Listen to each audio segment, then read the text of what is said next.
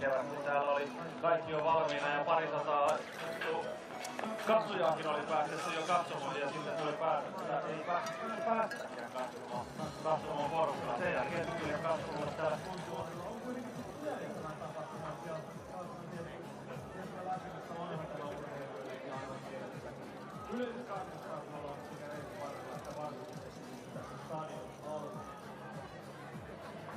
We have approximately 8 minutes, a bit more than 8 minutes to start the men's 10 km sprint competition at the ITU World Cup Biathlon presented by BMW. 85 competitors racing for the medals here in this World Cup. The World Cup will continue after Kontiolahti in Estonia, Japan, and the World Cup finals are held in Oslo. The legendary Poland. But almost as legendary is this Biathlon Center here.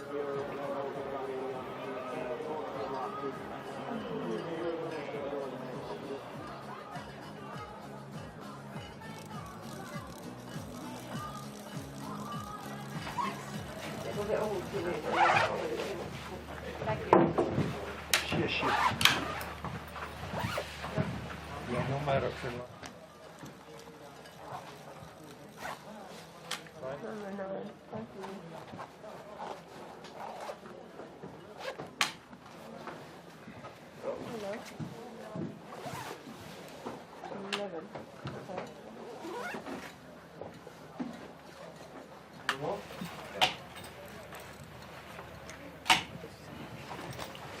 Ja 742. Hello. Hello everybody. 218. Hello. Hello, Eric. Hello.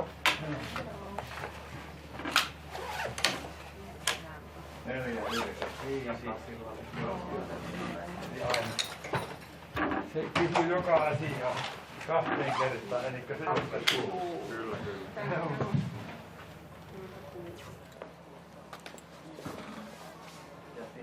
Oh, sorry. 30.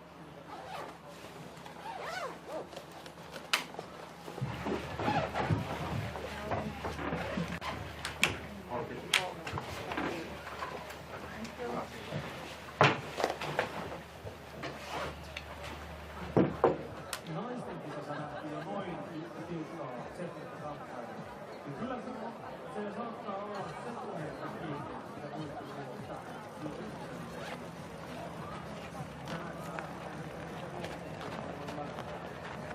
Kyllä, se pystyy parantamaan urheilijoiden suorituskykyä, ja pidetään huoli, että tätä Kontiolahti. Kohdisten aikana katsottiin tuolla suulta, että se päätellä neljännekseen, missä maksimissaan se tuulilukema oli. Ja kyllä kun tulevassa lippuja katsotaan tuolla seinällä.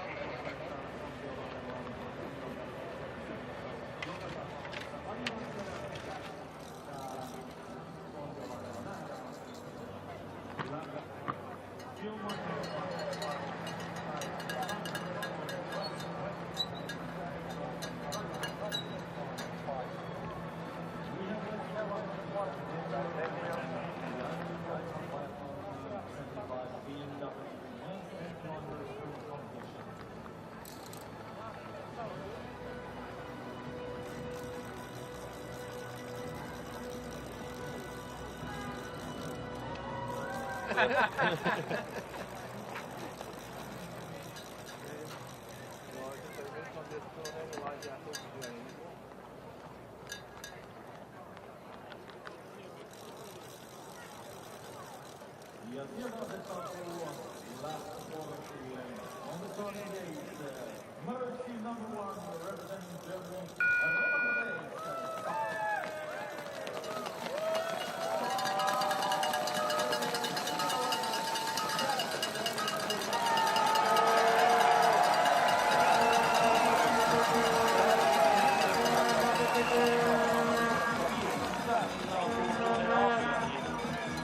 Se on niin komea, niin varmaan yksi ja podium.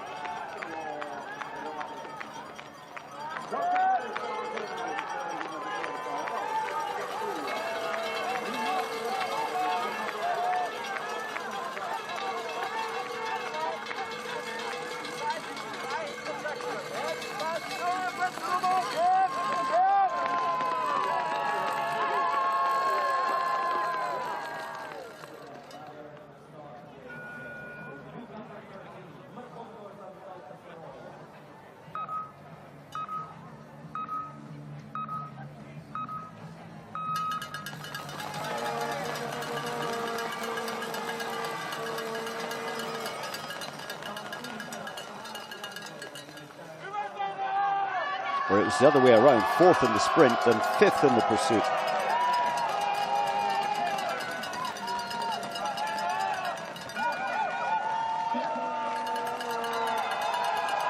Well, if you like a wager, maybe this is the man to have put your money on. Certainly good odds for Seppälä.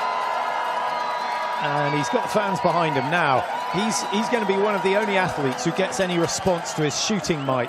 That's never easy, and with 2 years without a squeak of noise when you've hit or missed the target, they're going to have to start getting used to it again.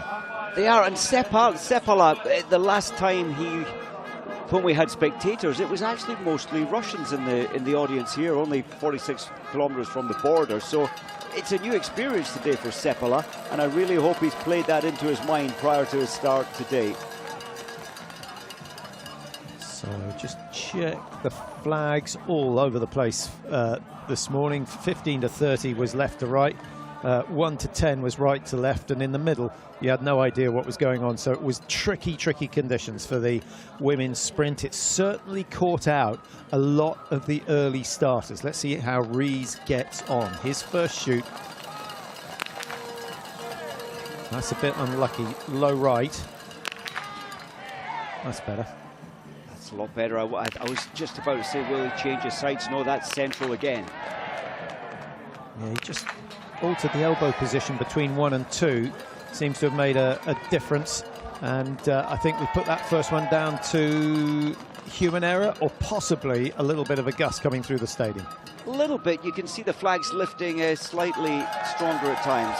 Seb Samuelsson, just 24. He's still got a lot of skiing in him. Hopefully he does another whole Olympic cycle. The Swedes need him.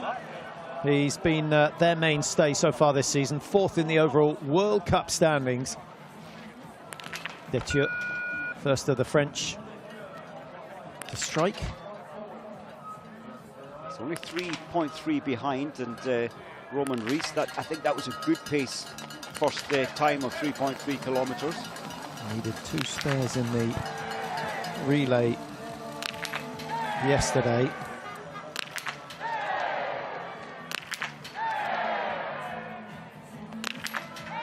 Safe enough. Not the best of groups. Some low, some right, some high. But all 5 have gone down, and none of the rounds clipping the edge of the target. He hasn't got a ski pole on yet, and I did worry actually when, as you said, they weren't particularly accurately in the same place to follow the shots, and I thought, oh, there's high risk of missing one. Seppälä, 2.7 outside on the early split. Leigred of Norway has set a pretty stiff pace up to 1.5. I'll try and track him as he comes into the range for the first time. This is the World Cup leader, hence he wears the yellow bib. Quentin Fillon-Maillet. Is he going to continue that unbelievable record that the French have of winning the overall World Cup? First, of course, it was Raphael Poiret, and then, of course, Martin Fourcade, who dominated for so long. Well, Jacquelin clipped the sights, adjusting into, oh, he's taken it back. He went 3 to the right, he's brought it 2, I think, to the left. I think he's uncertain. And he had a great lead time there, look, 17 seconds into the range, and he's lost so much of that in adjusting the sights. Oh, watch his face when he comes off. that could be the end of his chance of taking the Crystal Globe this year. The wind certainly picked up towards the end of that shoot, but still not a good shoot. And actually, Mike, ever since Annecy, where he was sensational, he struggled a bit.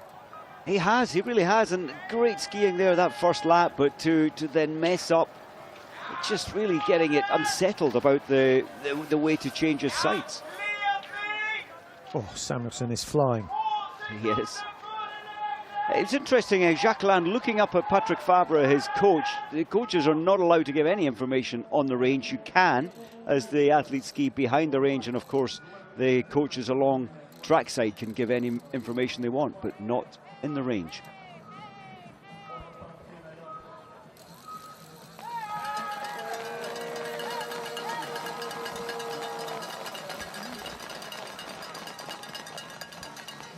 Johannes Kern for his first prone shoot. Mark Kirchner watching on. Kirchner's had a lifetime in biathlon. He has, hasn't he? He was so good. In fact, he won the Senior World Championships at 19-year-olds, representing East Germany in those days.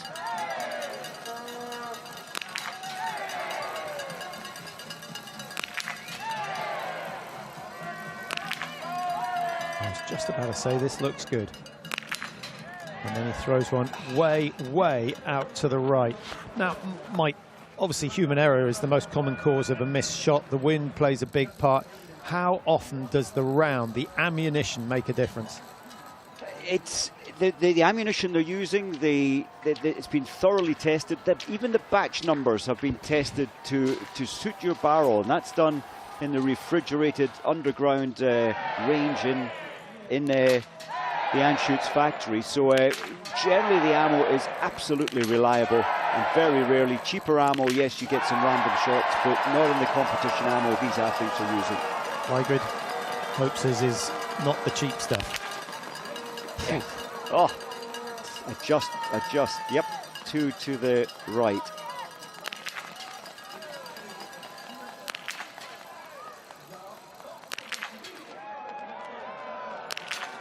Well, he would have put that through the last four shots through a little, a nail on your pinky. That was brilliant grouping by Lygrid. Once that first shot had gone, good adjustment, good biathlon.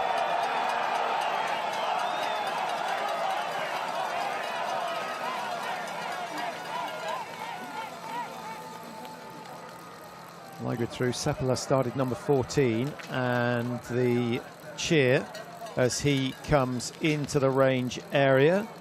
They'll be holding their breath in a minute to see whether he can hit the targets. First though, Kuzmash for the Czech Republic. Czechs have had new hats made. Good to see, and that's I've been wanting Kretschmarsch to show something of his silver medal from 4 years ago. He was okay at the Olympics this time in the sprint, 16th position, but this looks a whole lot better today.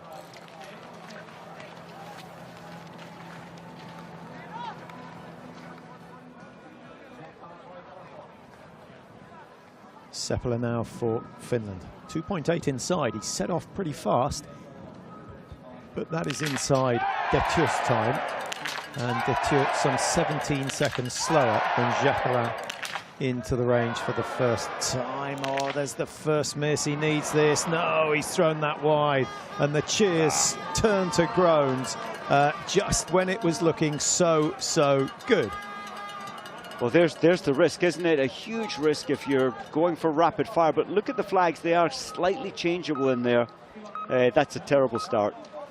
Martin Ponsaloma. Excellent performance in the relay. He's sort of got the ski form back that we saw early season. The last couple of seasons, Mike, the Swedes have started the first 2 rounds of the World Cup faster than anyone else. And it's sort of, they did drop away mid-season, come back up at the end of the season. How do you change your training plan to perhaps make sure that you start slightly slower and build your peak to the major championships and then just hang on as long as you can? It's strange. They keep coming in. I think it's more mentally really fired up for the World Cup, especially when it's in Östersund at home. So they want to look good. They want to make the selection at that time of year. I think it's a little pressure where they're really picking their own form up early to make the qualification to place themselves in the team. 14 seconds inside Detieu. That time of 8:02 is under threat, but he needs the last two. One to go. Nice start. Nice start from Seb Samuelsson. That is just what he needs. Top 3 in the overall World Cup is begging, and of course he's defending the lead in the Sprint World Cup. He's got a 1-point advantage over Phil Maillet. He's got a 4-point advantage over Jacques Alain. He doesn't need to worry about Loganov, who's 4, Christiansen on 178, so he's nearly 50 points behind. So it's really Samuelsson versus the French. Well, that's almost looking like the Samuelsson we witnessed the first 2 sprint races of this season, where he won both of them. Sharp, positive, aggressive, no fear. Roman Rees. He's going to be the first home. And in daylight.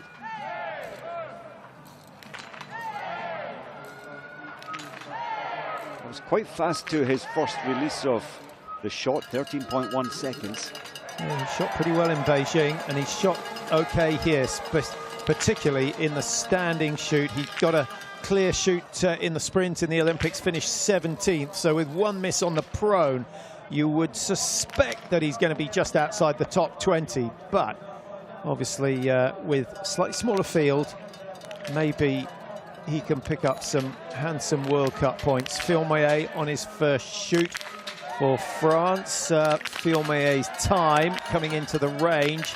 He's 3.6 slower than the fastest, but he's shot clear. He is back in the running. This is more like it. He looked very, very tired in the relay yesterday, Mike, and I think we were both questioning whether he was going to survive to the end of the season. Has he got an issue? No, he's okay. Just an issue putting his rifle on, but it didn't hold him back. I think you're right. Yesterday he looked a little stale, didn't have the sharpness, but that's all back today. And he did only come to this venue 2 days before the race, so one race often gets you back and centred.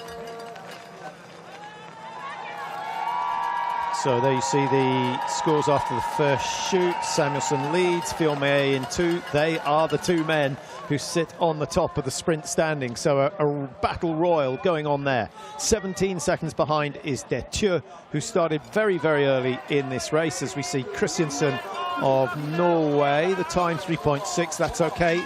That's okay. He usually makes his ground up on the range. He's so secure, isn't he? So stable on his skis. And being such a tall, strong athlete, that hill is just a little tougher for him. Yeah, no one's particularly lively when they come over the top of that climb. 23 you might have picked up on Simon Ada, but we will focus on Jacques Alain now. 2 misses early on have put him at a massive, massive disadvantage to his teammate Phil Maillet.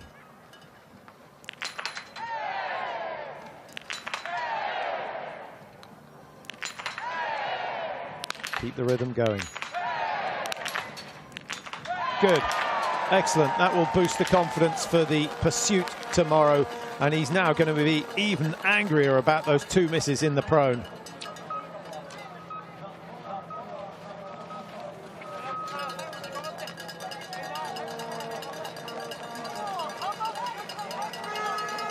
Simon Ada has gone clear as well. Good news for the Austrian. Pretty rapid shoot in the prone position. He settled after Jacques Alain, so he's done his prone in the same time as Jacques Alain has done the stand. Now Jacques Alain, if he can find the form that he had on laps 1 and 2 yesterday of the relay, Jacques Alain could haul back, or he certainly haul back his time deficit from earlier on Detieu. Yeah, he's taken 30 seconds or so ski time off Simon Detieu so far. Still has 3.3k to go.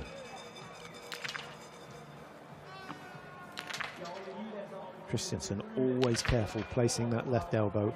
Always takes those extra couple of seconds just to watch the flags, assess the conditions. It costs him 3 seconds, but so often those 3 seconds are worth spending just checking the flags out before you hide behind the eye blind. Oh. Hasn't worked today. No, very rare to see him miss more than one. Rare to see him miss any. Johannes Kern missed one in the prone. Can he clear 5? Pretty good. 27.3. Certainly won't be the fastest, but it's respectable. And Hiddensalu for Finland, just preparing for his second shoot. Never made the top 10. Today might be a chance for that if he can go clear. He's got all that noise. You can't hide from that noise. You're not used to that noise. It's there. It's a real distraction. So an extra 100 meters, an extra 100, an extra 300 meters for Hiddensalu. Lagerud. Oh, what has happened to him? What's happened to Norway? Christiansen missing, Lagerud missing. It's amazing. When Lagerud last year winning 7 times at the World Cups, 2 times second place, 1 time third, and it just hasn't worked out, except the very first race of this season. And to lose his shooting, that's a real tough patch he's going through when you lose your shooting. Kuzmash. Struggle with the standing shoot in Beijing, largely due to the strong wind that came from the left-hand side.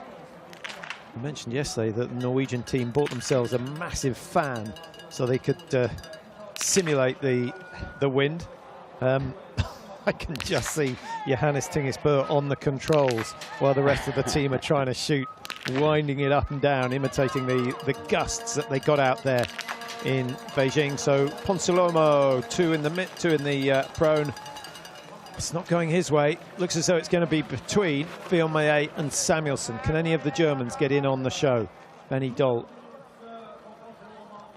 Well, it's a good ski time. Benny Doll, he's always up for a win. It's always there, but it's this part of his biathlon which often trips him up.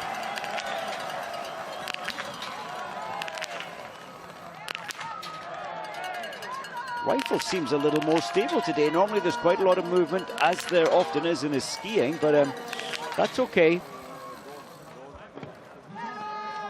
Samuelsson still leading at 5.9. He started number 17. Won't be long. Here he is before he's in for his second and crucial shoot. Fiolmaye started just a minute and a half behind him, number 20. So the next 3 minutes could determine the winner of today's race. If Samuelsson goes 5 out of 5, Mike, and Fiolmaye matches him, where are you going to put your money? Oh, every time Samuelsson at the moment, partly because I've just seen Fiolmaye's ski time has dropped almost 9 seconds from when he left the range on Samuelsson.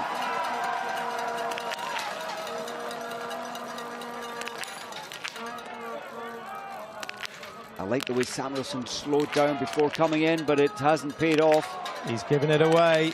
He's given it away. 3 out of the 5. He needed 4 at least to put pressure on Fiolmaye, and that would be music to the ears of the World Cup leader. Eric Lesser goes 5 with 5. Nice start from him. Only 7.9 outside. And when we talk about horses for courses or courses for horses, this is a man who always enjoys it here in Kontiolahti. He's had an excellent start, only 11.9 outside. It's a brilliant start, and you know, he would be the most popular winner here, given that he's retiring soon, but given because he's such a decent bloke, knows everybody knows him, he speaks to everybody, and he will be really missed in biathlon. Roman Rees starts first, finishes first, but will he end up being first? I don't think so. 24.23 his time, 24.03 the winning time in the last sprint here. Johannes Tinges did a 22.27 the year or the season before that, at the end of the 1920 season. Now, Fiolmaye, will he know that Samuelsson has not only missed, but missed 2? I doubt they will have told him, so this is him. Maybe he's had a look up the track to see if Samuelsson's on the penalty loop, but he'll be focused on his shooting now.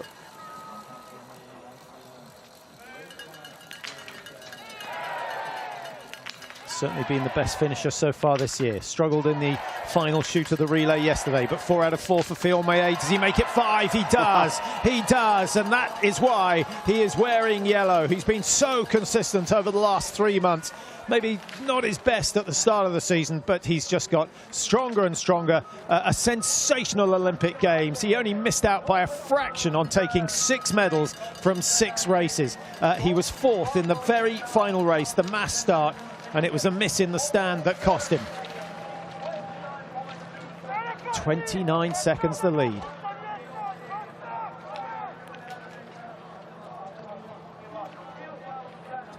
Well, what a feeling, Mike, when you can be off form and still leading by half a minute. Isn't that exceptional? You know, he knows he's off form a little bit. He tried pressing a hard pace on lap 1. He's backed off a little, so he's on survival. And then he brings the magic to his shooting. Felix Leitner. 25 now. And that's exactly where he lies in the World Cup standings. This could boost his position if he gets 10. He does. Nice finish.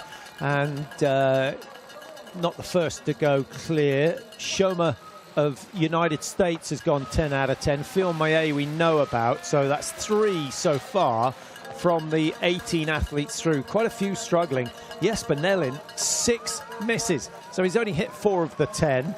Zakna of Estonia has missed 4. Of the big names, well, Ligrid, I think the biggest surprise, Mike, 3 misses. Incredible. 1 miss in his prone for Ligrid and 2 misses in stand. 70% hit rate.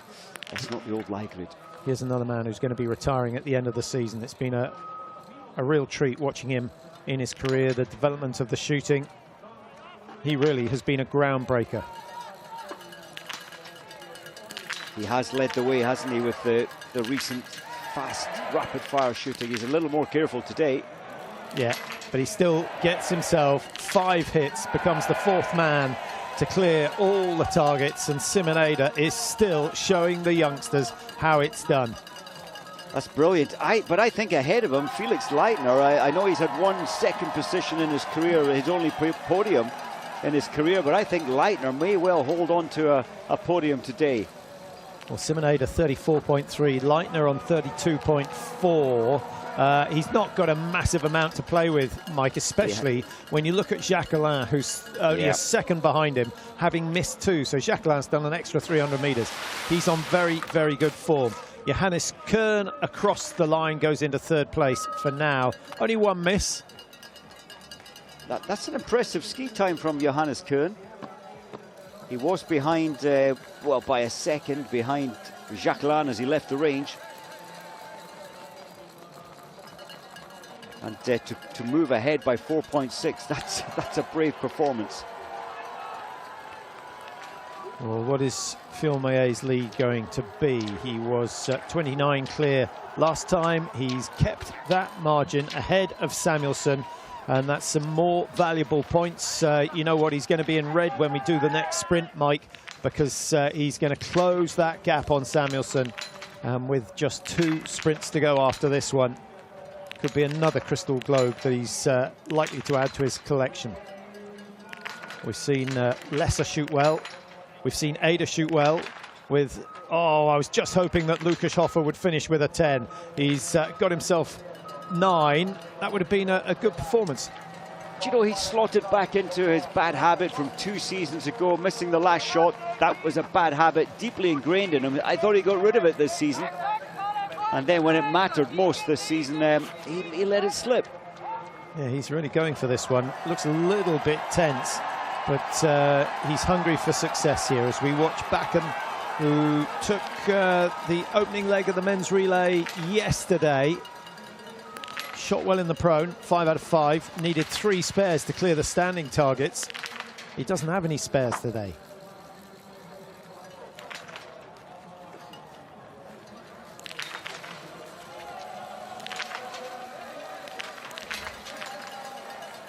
You just feel it's not going his way. 1's okay.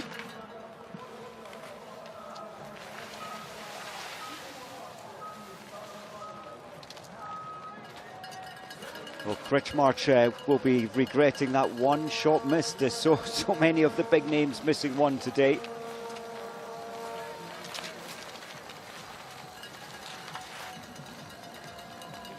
'85 starters in all. Oscar Brandt was the last man to get onto the tracks for Sweden. Ospenes starts 81, or Aspenes for Norway. Could do something. And just looking, yeah, sorry, as Eder comes up, Lukas Hofer, well, he was out in 3rd place. He's now dropped to 4th, with Bakken moving just ahead of him.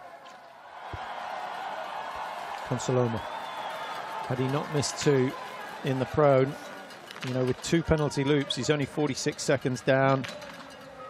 If he gets 5, he might go top 5. No, just misses the last one, so 3 penalties in all. He's a bit inconsistent, isn't he, Mike? But he's a very exciting biathlete, because you know that if Kontiolahti can clear the targets, he can challenge anyone.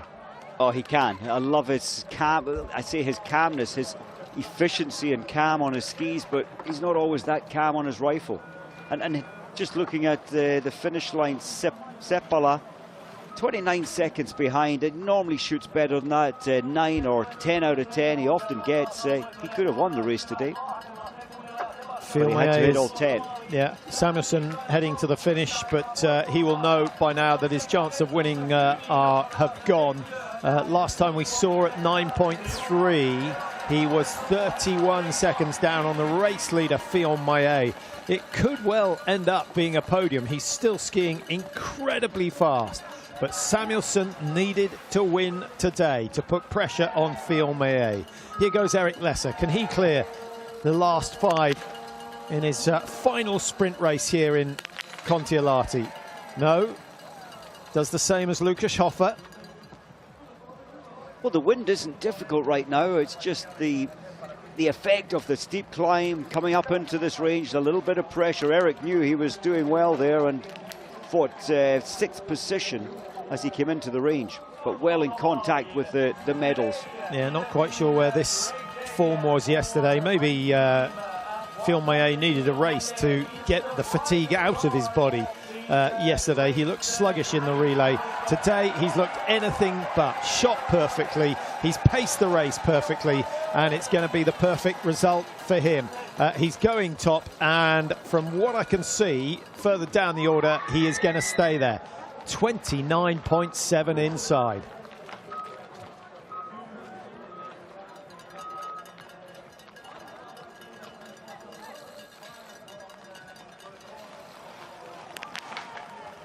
Well, it could well end up being win number 6 for Fillon Maillet for the season. 13 World Cup wins prior to today, and of course 2 gold, 3 silver and a 4th place from the 6 races in Beijing. I know Johannes Tingesbø took 4 gold, Mike, but Fillon Maillet, the man of Beijing. I think so. All but 1 medal, and that was the relay. He'd hoped for that medal. It didn't work out, but to walk with so many, and it equaled the most ever medals from any Frenchman at an Olympic Games. Yeah, I think saving grace is it was his mistake in the relay, or his mistake that partially cost France that bronze medal. Yeah, it's always tough, and to hold that mental focus for so many races, I thought Fillon Maillet did a magnificent job. Felix Leitner has done well here, 52.6. Now the margin is big, and don't forget we've got a pursuit tomorrow, so Fillon Maillet could well make it win number 15 tomorrow on the World Cup. There are the standings, 16.06. That's after the second shoot. Bakken's done well to go through in 2nd place, so a really good race between Bakken and Samuelsson. And, well, it's going to be difficult to call. We haven't seen Bakken involved in so many last lap sprints. I think my money would still be on Samuelsson. I think so. Samuelsson just looked the last couple of 100 metres that he was completely and utterly spent. If Bakken can find some power over that last 250, he may well find he's going to move ahead. Simoneda finishes 23. He's caught a massive time up on Gregor Guzik. 2.5 minutes gained. And another good result from Simoneda. Obviously good skis today. He's happy with the skis. Yeah, for a 39-year-old, he is pretty impressive. He certainly is, and to keep his shooting, yes, he's retiring at the end of this season, to keep that mental focus so strong. He had great discipline on the range, he backed off, didn't shoot so fast, got all 10 down.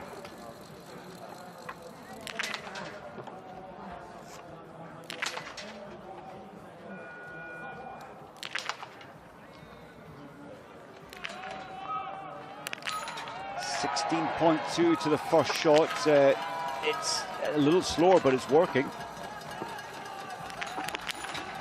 Yes! That's a good shoot. It's a very good shoot, and Ziggy Mazet at last has something to smile about. He's missing the brothers from Strun, the two Burr brothers, who are not racing this week. Philip Fjeld just having a look at the big screen, trying to suss out exactly where he is. I'm sure the coaches will tell him. He's got about 20 seconds to make up, just a bit more than that, 23.2. He's got himself into second place.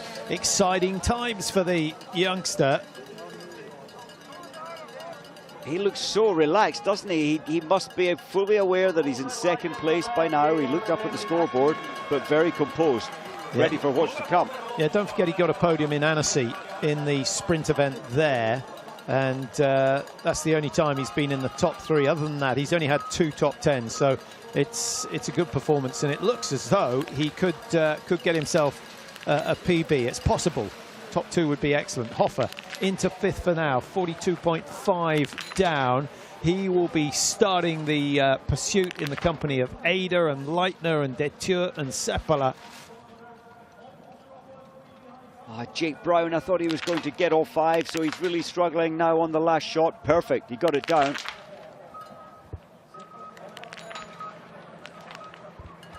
So just one hesitation there, costing him dearly. It was a wonderful performance. It still is a wonderful performance. Now, let's see what Bakken can do. Penalty paid. He's come out of that second shoot. He was in 3rd position, or he is in 3rd position after the second shoot, and he just manages to hold off Seb Samuelsson. 1.2 seconds in it. There was only 0.1 of a second, so Bakken Mike has outskied Samuelsson only by a small margin, but he has outskied Samuelsson on that last 3.3.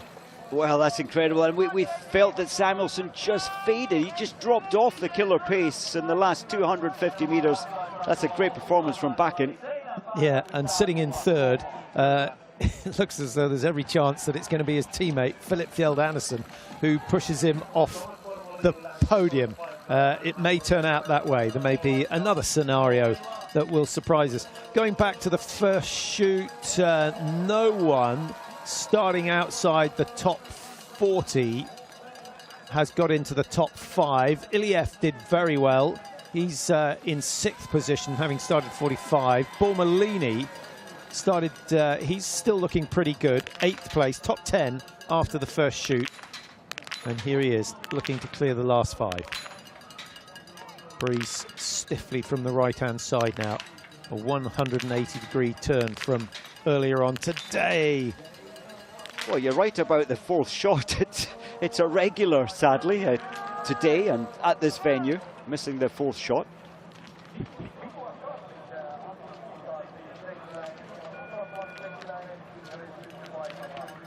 Well, Karlik, his relay yesterday wasn't his best and one to forget, but looking much better today.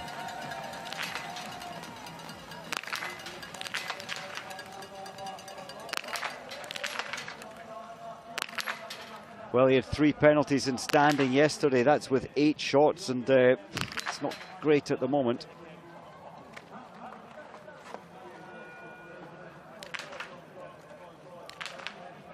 Just struggling so much with his stand shooting, and you can feel the spirit just break there. He was an excellent junior. Eric Lesser, I wanted so much for Eric to get on the podium and take that shot away. He could well have been on the podium. Has to settle for 8th.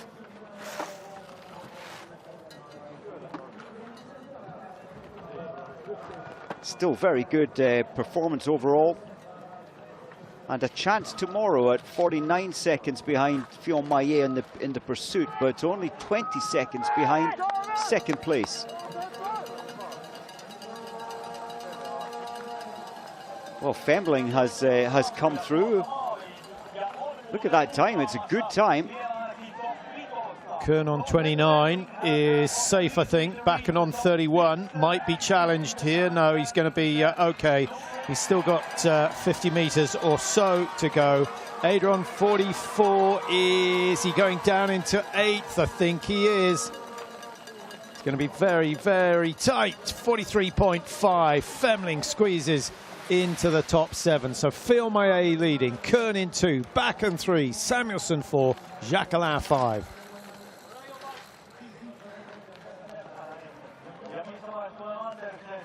Norath, later start for him today. Well, he's missed. If you're going to miss early, if he can get these 5 down, certainly skiing well, he may have a chance of a top 3, a top 5.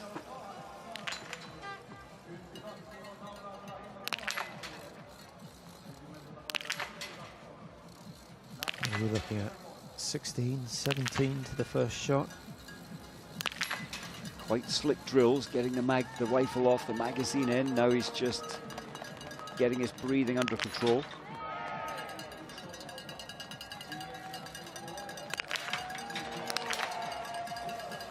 Really fighting it, isn't he? He's just so determined to keep these on firm.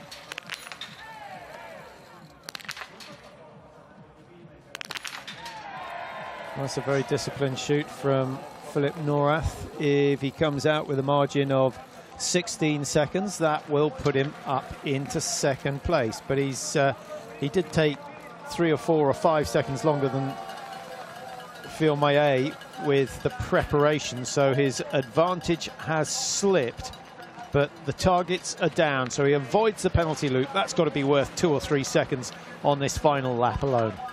Well, it's so close, isn't it? Although he's 8th position, he only needs 4 seconds to move up to 4th position.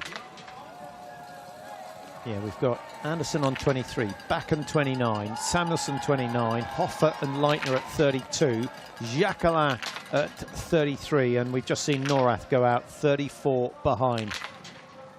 Minor places are competitive. Fionn Maillet has absolutely nailed this one with another perfect shoot, and despite the fact that he's not skiing his best. Now, what's Anderson managed to do over the closing stages? He came out of the range in second, just 6 seconds ahead of his teammate Bakken. Johannes Kearns had a very, very quick final finish, but I think he's going to be pushed down a slot.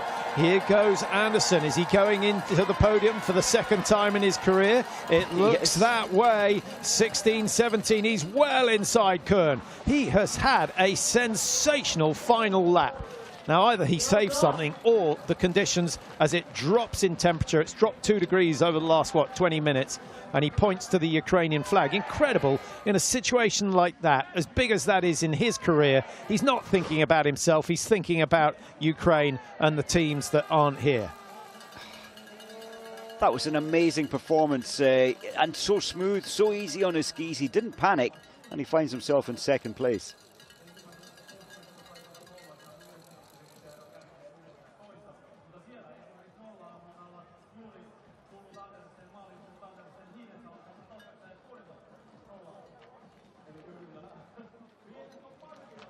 The day looks as though it's going to belong to Kontiolahti Maillet. Yet another win on the tour.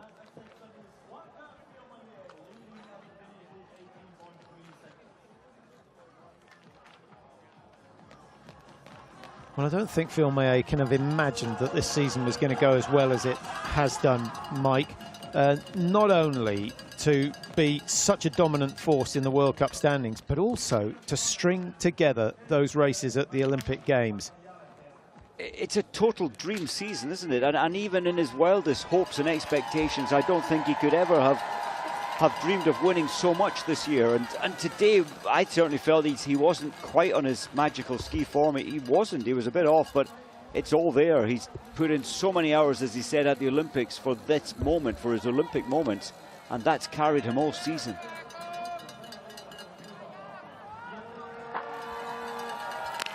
Oh, Sobel's not so far off the mark. I think I'm just getting a feeling that the snow conditions are getting that little bit faster.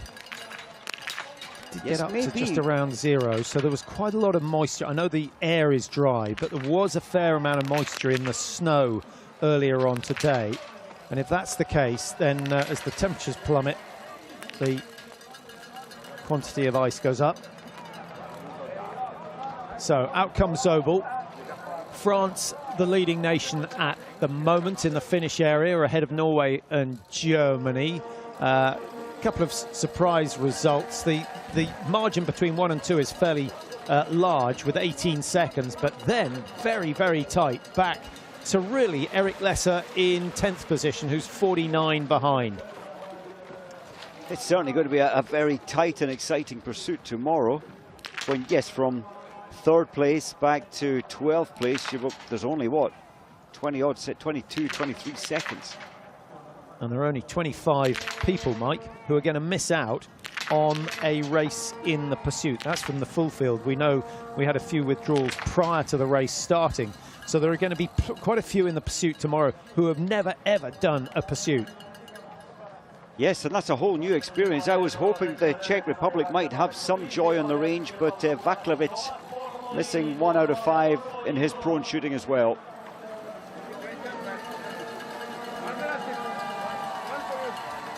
Thomas Bormolini in the blue of Italy. Has he got himself top 15? Easily. Just missing out on a top 10. Good run from Bormolini.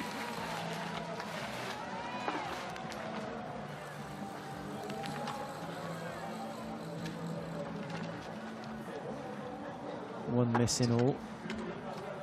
Just thinking to find the magic again tomorrow. The relay yesterday, 10 kilometers today, 12.5 kilometers tomorrow in a race that is a chase.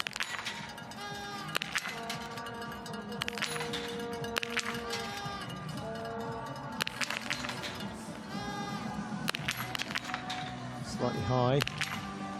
And again, but squeezes inside. What was that? 80% hit for Aspenes, and that is good enough. So the first 5 targets are down.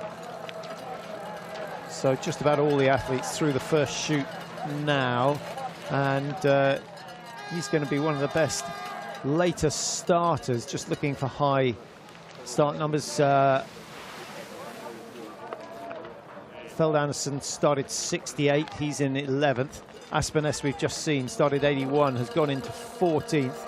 And then Wiesner of Switzerland started 80, he's gone into the top 19 with a clear shoot.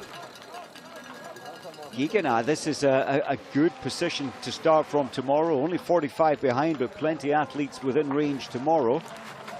That's the 8th athlete, or Giegana's the 8th athlete to hit the perfect 10 today.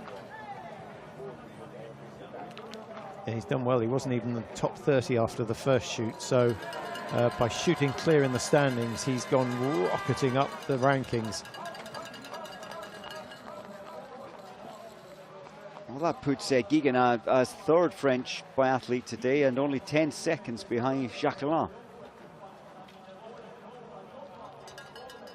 Oscar Brandt, some way off the mark set by Seb Samuelson for this first shoot.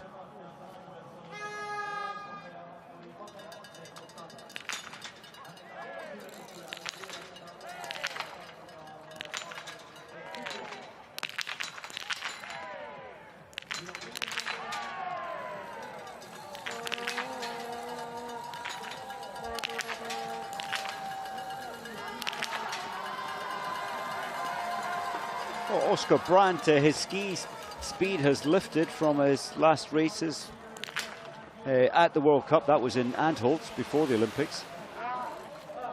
7th for Norath.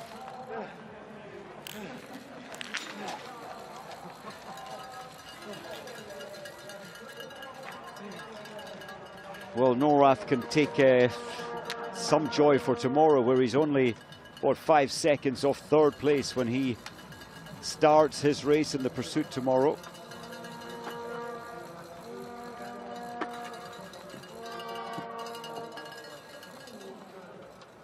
I thought the venue, I thought we'd lose more daylight. It's not bad at all, and it's been fairly equal to all. Yeah, it's coming up towards 5:30 local time, and in about 6 weeks' time, it doesn't go dark at all. Great days. Jaeger had a very good run in the relay yesterday. I think he was 3rd fastest on his leg.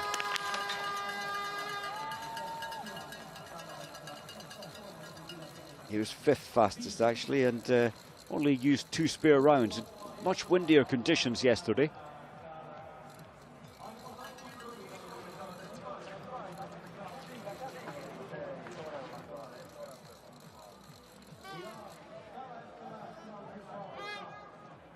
Well, Fionn Maillet carrying a good lead, an 18-second lead tomorrow as he starts his race in the pursuit, but wonderful day for Anderson. And Johannes Koen in 3rd. Yep, and they've taken full advantage of the absence of the Burrs and the Latiapovs and the Loginoffs, and that will do their career no harm at all. Lygrid disappointing, 3 misses today from last year's Mr. Reliable. How things can change in a season. Jules Bernot for Canada.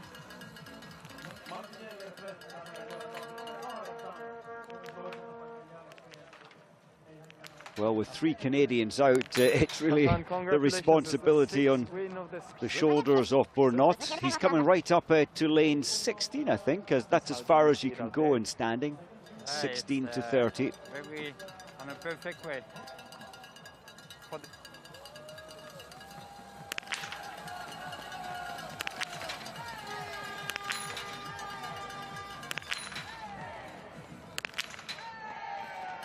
Excellent.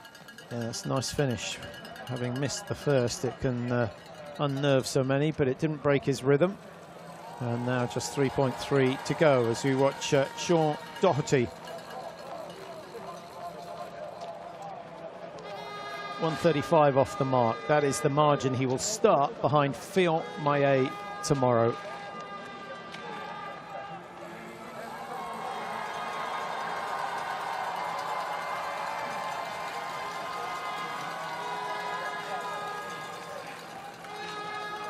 I think we've got 8 or so with the perfect score. George Buta has just gone through from Romania. He's got 10, so that's 9 athletes with the perfect score, which brings us in at pretty much the same percentage of clear shoots as we saw in the women's race, Mike, at just around the 10% mark. Yeah, so I mean, indicating that it is difficult on the range. It's the changeable wind, really.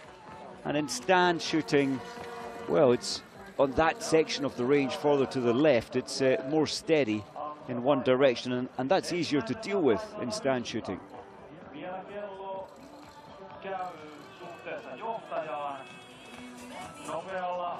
David Zöbel, he looked so good. His ski time is good, but missing 1 out of 5 first time.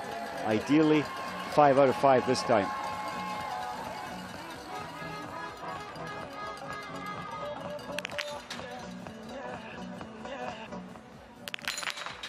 Well, his pulse, I don't know if you can see it there, 176 beats a minute as he fired the first shot.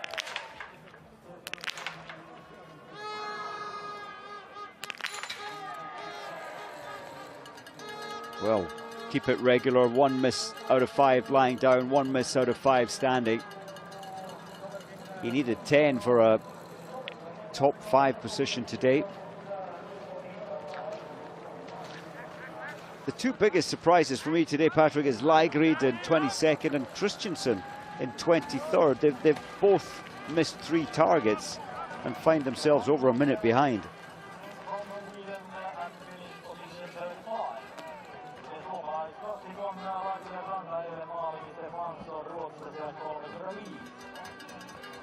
Benny Vegas still absent from the Swiss team. He's had health issues, which is a shame at the end of his career.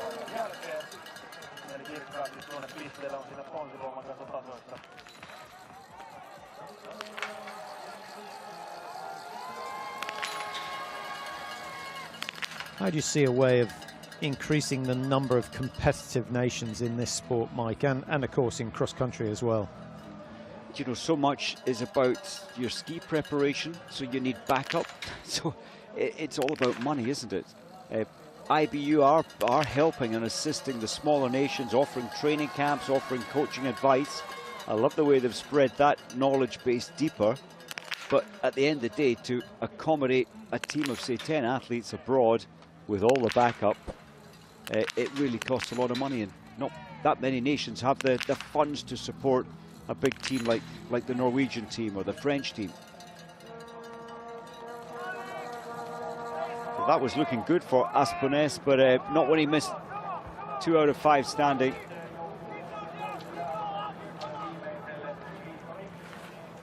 So just 3.3 to go for Aspenes, Tursan, Bionard, Panchej, and Oscar Brandt was the last man away.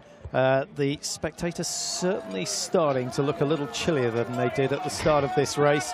Alexander Fjeld Andersen, his brother's already produced a very, very good time and is sitting in the runners-up position at the moment, just 18 seconds off the lead. Johannes Kern, Mike, great result from him. After the second shoot, he was 34 seconds off the lead. He's pushed himself up to 29 behind, so he's gained 5 seconds on Fion-Maillet, but he's gained some 6 places on that last loop. Really a firm and strong push. We saw him in the relay yesterday. The skiing was good. The shooting let him down a little. In fact, what am I saying?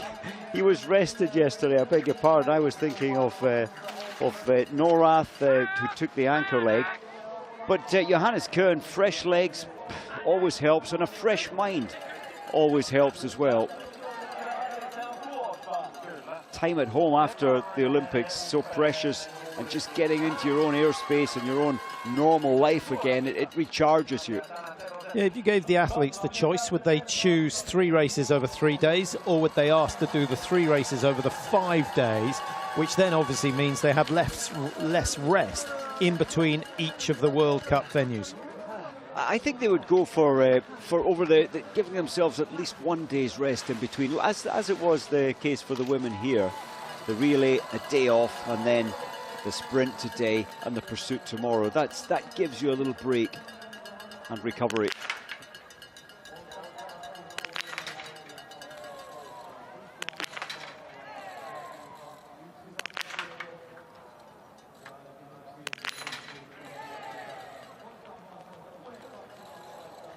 A little fearful, wasn't he, on the rifle?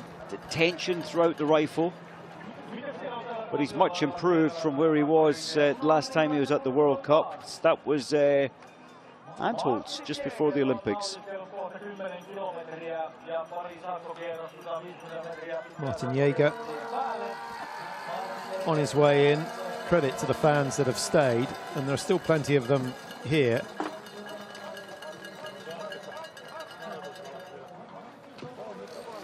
The best of the late starters. I think we're really looking at Alexander Fjeld Andersen, who's got a chance of a top 20 if he can produce something spectacular on the last lap. He started number 68.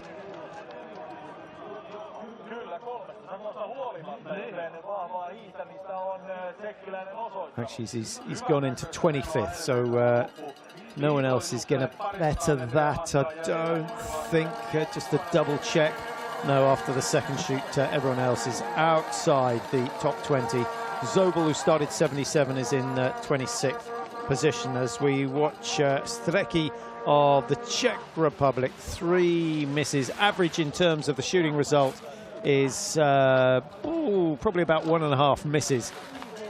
Not got so many who've gone clear. 10 clear at the moment, and all the shooting has now been completed. This is Osmanis dropping to 34, so he's on the way down the table. And normally on this track, we could safely say 2 minutes 25 would make the top 60 cut-off, but today, well, with some big names missing and a slightly weaker field, 3 minutes 14 all the way back to 60th position. Not as exhausted, just on survival mode, coming up towards the last couple of 100 meters. Still keeping smooth though, he's getting good pressure there through the arms and extending the leg, or what's left of the feeling in his legs.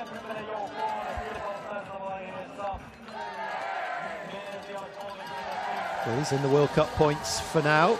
Top 40 all getting World Cup points, but I suspect there will be 3 out there who better his time. David Zobel almost certainly will at 1:21 off the leaders. This is a good run by Zobel.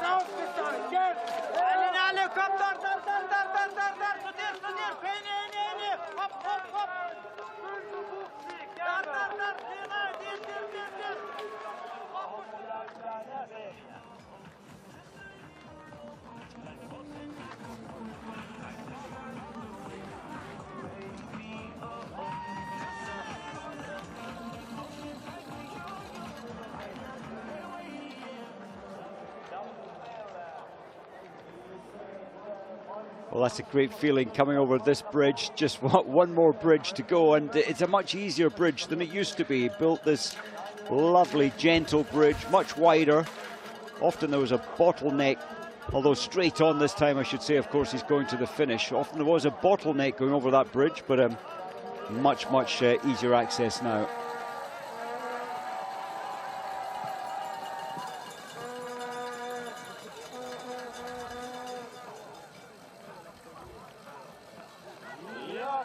It's good skiing from Zobel.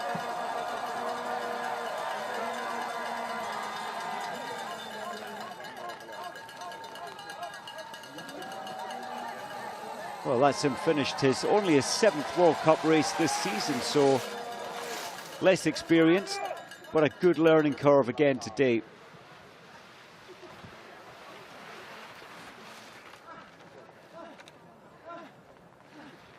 He's absolutely exhausted. What's he going to do tomorrow? He's going to have to attack, actually. You've got to just chase the pack and try and not to lose too much time on Fiumae over the first 2.5 kilometers tomorrow, and it's 5 laps of 2.5.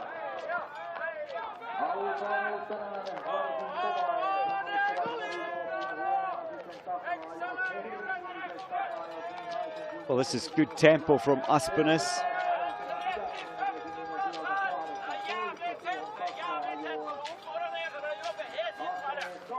Getting all the encouragement there. Sometimes it's a boost, sometimes it can be annoying.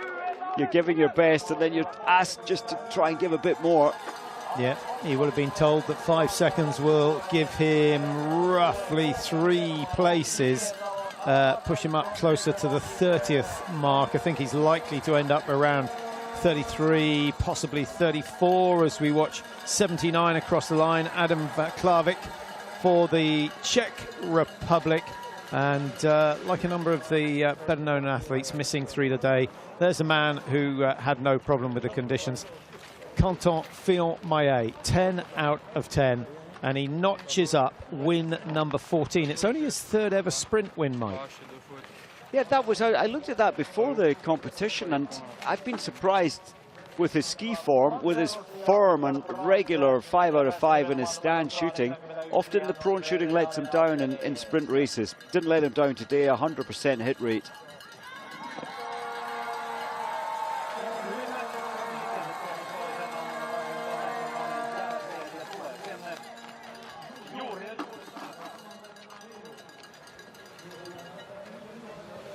Well, Well, Lillehammer is the breeding ground, isn't it? And if you weren't brought up there, you move there for the great biathlon facilities. That's where Aspenes is from.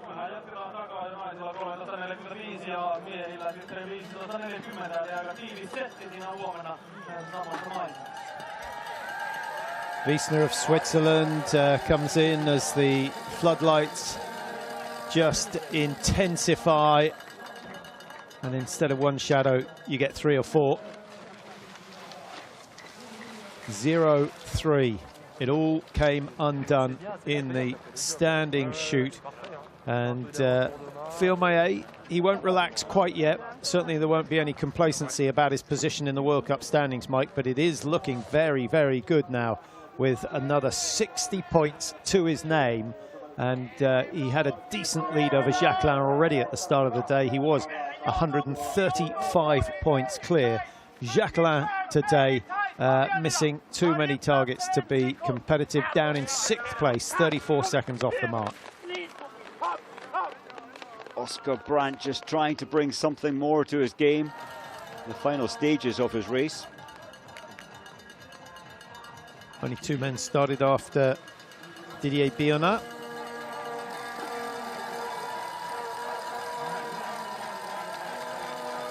Just seeing Quentin Fielmayer talking there to the head coach, Vincent Feteau, former cross-country skier. He's brought a lot to the team. He's brought a lot of his hard training techniques from cross-country. A couple of years ago, sort of changed some of the concepts of their training, and it certainly has worked as a team. Yeah, sort of one of the most noticeable things early on was the increased upper body power, the core power, and the lats, the width of their shoulders seem to grow by a couple of inches. They're a powerful, powerful team. They certainly are.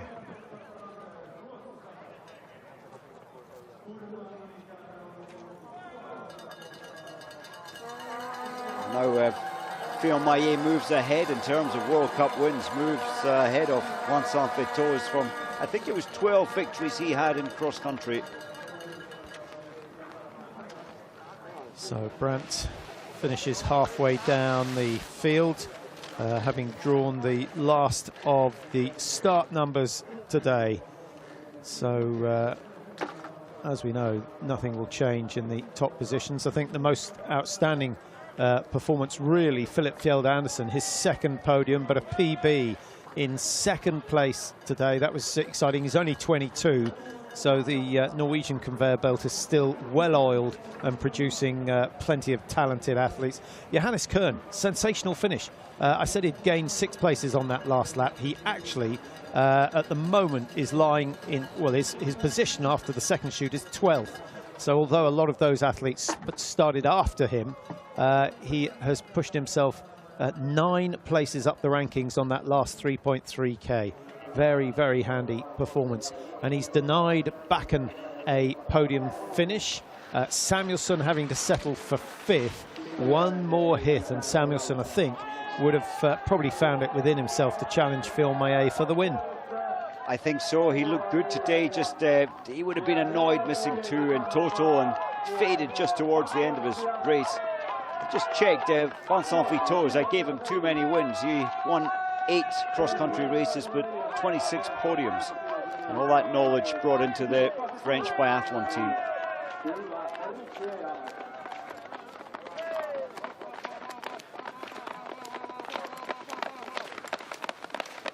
From Mouchelot, his shooting hasn't been great today, but certainly plenty of aggression and fight up the steep climb.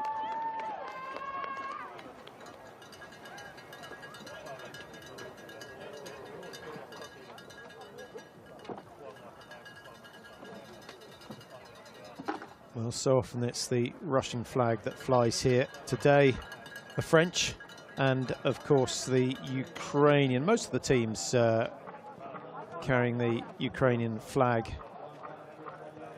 somewhere on the rifle or the harness, or certainly the headband.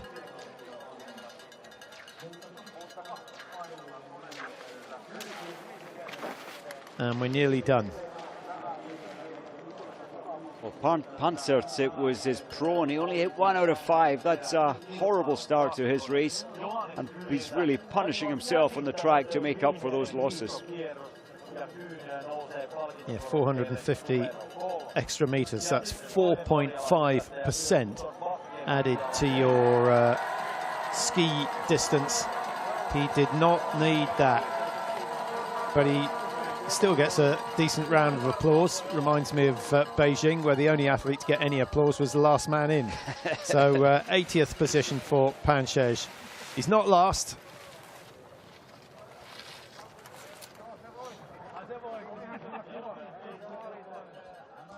So here you have it, the results, and it's Phil Maillet who is on top of the podium again. His 5th win in the World Cup this year. Add to that the 3 gold medals that he took from the 2 gold medals he took from Beijing, plus the 3 silvers. It has been a sensational season, and barring disaster, he is going to claim the overall Crystal Globe in 2 weeks' time in Oslo. He might have secured it before then. Gigenard just missing out on a top 10. Eric Lesser likewise. Ligrid and Ponsaloma both missing 3 apiece. At that level, you can't afford it, even if you ski as fast as they do. Axel Fjeld Andersen can't match his brother, down in 26th position. And any other big names? Sean Doherty, I think, will be disappointed with that for the USA. The Lithuanian Strolia, we saw so much magic before the Olympics from him, but he's finding himself. It's still good, only 121 behind, but 31st position. So that's the time trials done. Tomorrow it is fast and furious. The pursuits, and the women racing over 10, the men over 12.5. Both brilliant races. I hope you can join us for those tomorrow.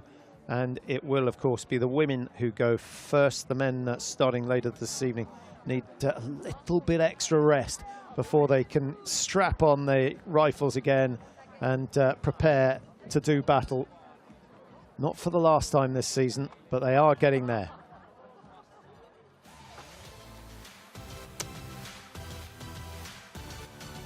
So let's have a look at the top 3. Johannes Kern, 3rd place. And he did miss 1 shot, but he saved something for the last lap, and I don't think we've seen him ski as well as this since he got his win earlier in the season. Hockfilson, where he won the sprint. Philip Fjeld Andersen. So much potential. He's a youngster, comes from Geilo, better known as an alpine resort. But at 22, he could be the man of the future for the Norwegian team. Here's the man of the present, Phil Maillet, about to become the 4th Frenchman to claim the overall World Cup title. Patrice Ballysalin did it. Poiré did it on many occasions. Martin Fourcade did it more than anyone else. And now Phil Maillet has started. Is it going to be a run of success? He's left that maybe a little bit late in his career, but he is now a world beater.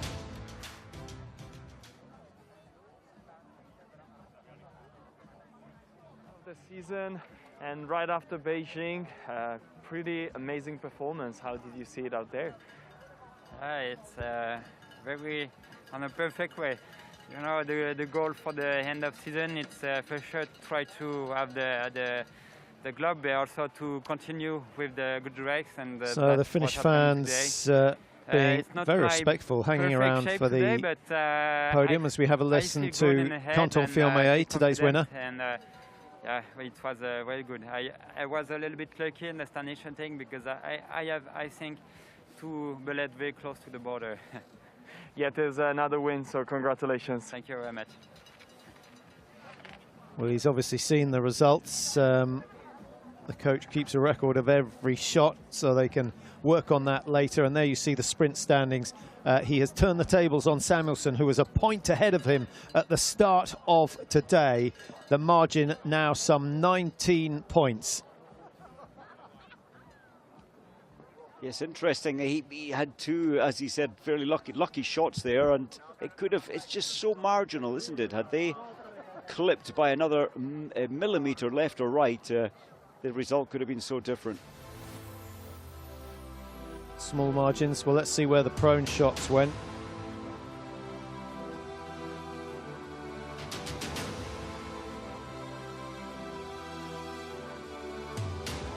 Certainly comfortable.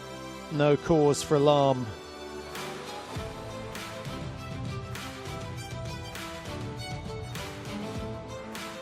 Number one in the sprint standings. He's number one in the overall standings.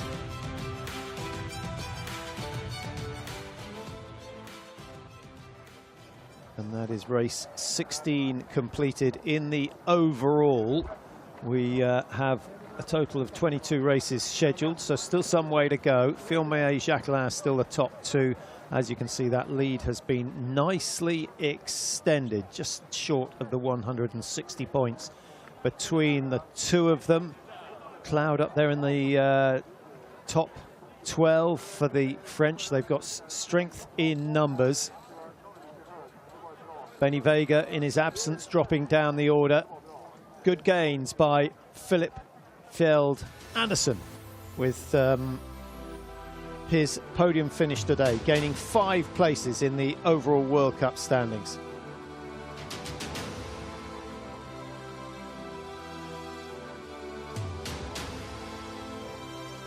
Does he do anything differently from anyone else, Mike? Well, his training, he's just been so focused. I think the determination, he's reading the wind on every occasion. He reads the conditions well and has the discipline to just break his rhythm if he doesn't feel comfortable.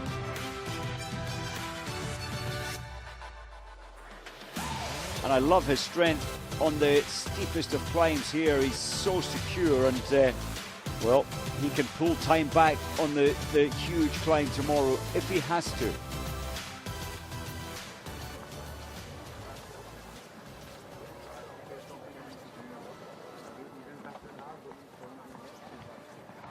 I think the temperature's dropped down a couple of degrees more. It's now -4 degrees. You can see it on the clubhouse there at the top.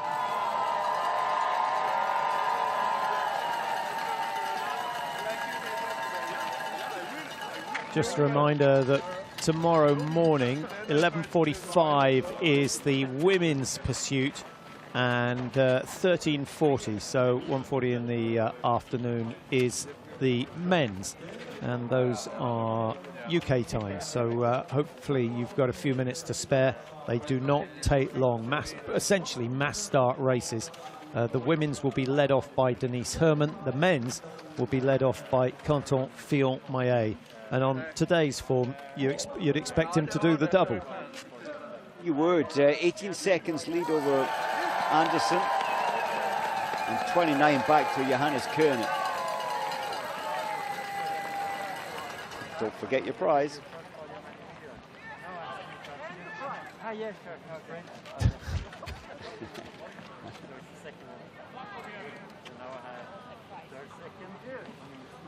Yeah, mystery prize.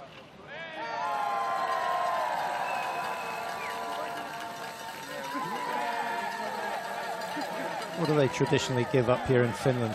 Is it cut glass or a wood carving?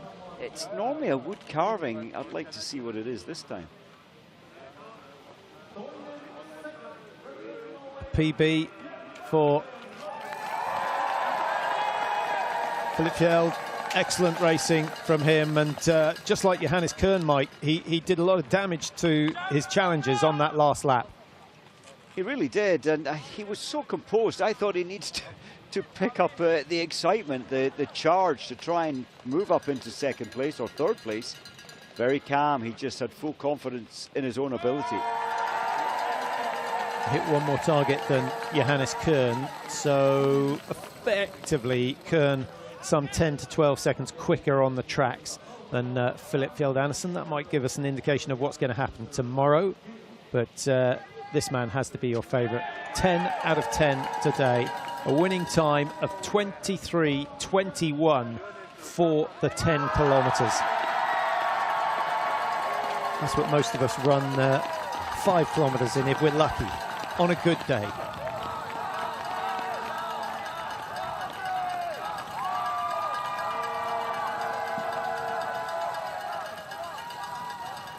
Well, I don't think I've ever heard the local crowd be quite so vocal, and very, very refreshing, especially after the Olympics, where there was next to no noise. They were out on the mountainside, bitterly, bitterly cold conditions, and the only man cheering was your coach. Yeah. I think the Finns are very subdued, aren't they, normally, but there's a lot of French in the crowd, and they're leading the way with the shouting and cheering.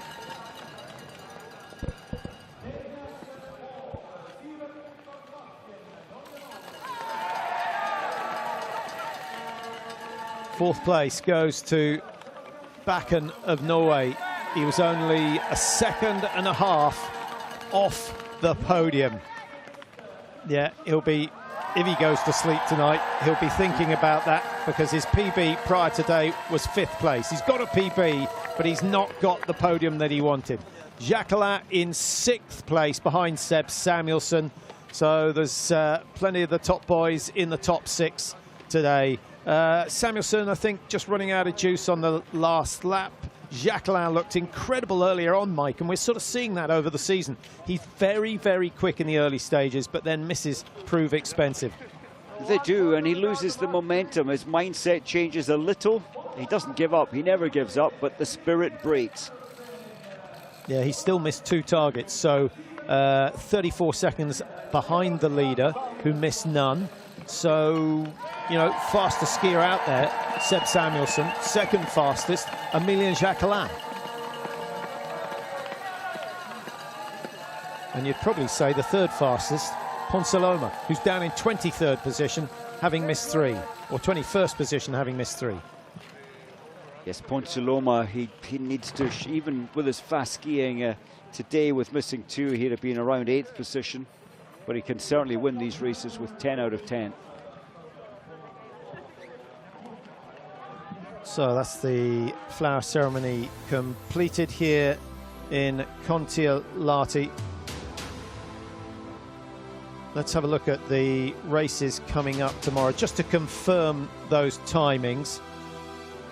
And these will be CET, so an hour earlier if you're watching in the UK. The women's pursuit at 11:45. Denise Herman being chased by Tyrrell Eckhoff and Stina Nielsen. That will be a fascinating battle, and then we'll see whether Phil Maillet can hang on and make it win number 15 in his career.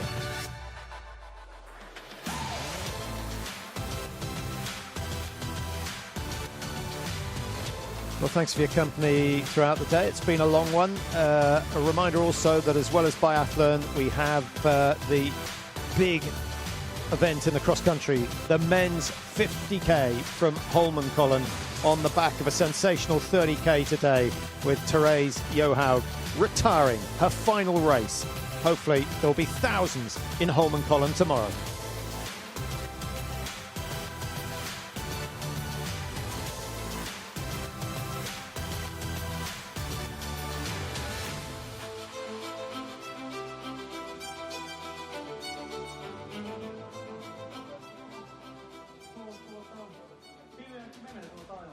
Oli kyllä melkoinen auringonlasku tarjolla tänne Kontiolahden naisille.